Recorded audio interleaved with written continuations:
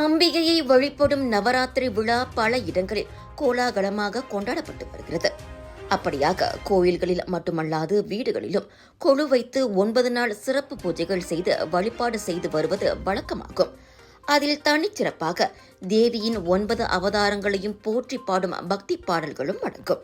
அவ்வகையில் முன்னோர்களால் தோற்றுவிக்கப்பட்ட பர்சத்துவான் செராஸ் இந்து பரிபாலன சபை மாணவர்களுக்கு பக்தி பாடல்களை நேர்த்தியாக கற்பித்து வீடுகளுக்கு சென்று பஜனைகளையும் பூஜைகளையும் செய்து வருகின்றது.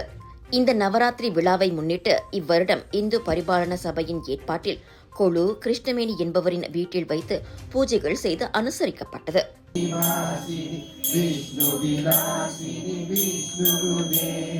भगवति हे सिरि कण्व कुडुम्बिनि नीकुम्बैके नमस्कारं साधिये शरण्ये त्र्यम्बके गौरी नारायणी नमोस्तुते. இல்லத்தில் அம்பிகையை துதித்து போற்றி பாடல்களை பாடிய இந்து பரிபாலன சபை மாணவர்கள் குறித்து இவ்வாறு கிருஷ்ணவேணி பகிர்ந்து கொண்டார். இந்த பரிபாலன சபையும் இங்கே நம்மளுக்கு பஜன்லாம் இங்கே செய்யும் போது அந்த 10 நாள் அது ரொம்ப சிறப்பாக இருக்கும்.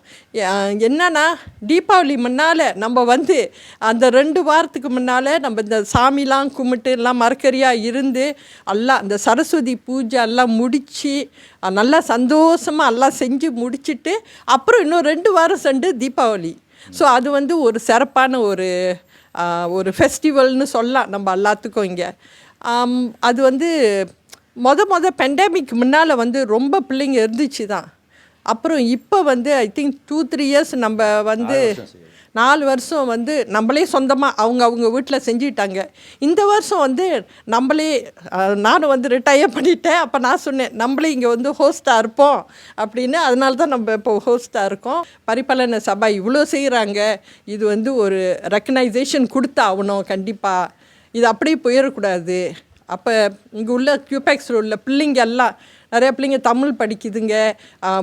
இவங்கெல்லாம் தமிழ் எவ்ரி டைம் தமிழ் தேவாரம் தமிழ் அதெல்லாம் கற்றுக் கொடுக்குறாங்க இந்த டெம்பிளில் தான், அந்த கருமாரி அம்மன் டெம்பிளில்.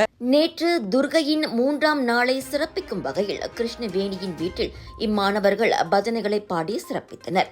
நவராத்திரி விழாவில் 9 நாளும் அம்பிகையை வழிபட்டு சுற்று வட்டாரத்தில் உள்ள வீடுகளில் அவள் அருளாசியை மாணவர்கள் வாயிலாக கொண்டு செல்வதாக அதன் தலைவர் முத்தையா கூறினார்.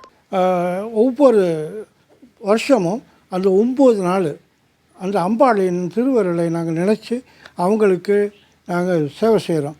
அதே நேரத்தில் வீடு வீடாக சென்று யார் அவர்கள் அந்த சேவைக்கு கூப்பிட்றார்களோ அவர்கள் வீட்டில் போய் நாங்கள் பூஜைகள் செய்து அதற்கான பரிகாரங்களை நாங்கள் கூடவே இருந்து செய்து பிள்ளைகளையும் அழைத்து சென்று அவர்களுக்கு பஜன் பாடத்துக்கு தேவார சம்பந்தமான பாடல்கள் பக்தி பாடல்களை அவர்களுக்கும் உணர்த்தி அவர்களும் சேர்ந்து நாங்களும் சேர்ந்து அதை பாடி அதை ஒரு நிறைவு செய்வோம்.